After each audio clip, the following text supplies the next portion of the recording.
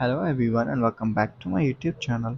So guys, today in this video I'm going to tell you how to fix Instagram stories music not working issue on iPhones.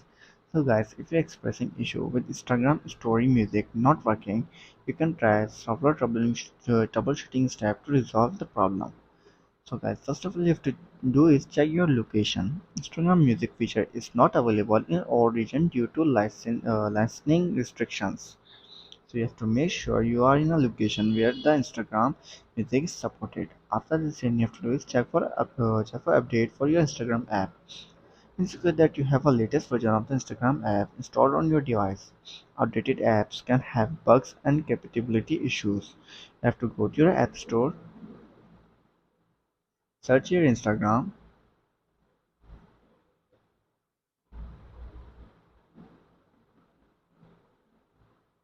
then tap on Instagram and see if there is any available update for your app. If there is, then simply update your Instagram app to its latest version. After trying this and you're still facing the issue, then you have to do is restart your iPhone. A simple restart can often fix these type of bugs of apps. To do this, simply have to open your settings, tap on General, scroll down and then tap on Shutdown.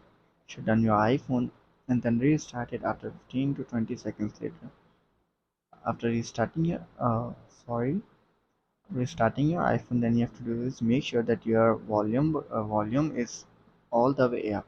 You have to go to your control center. You have to make sure that the volume is full. If it is low, then there will be no music for your store. So you have to make sure that it's on. After trying this all and you're still facing the issue, then you have to do is reinstall the Instagram app.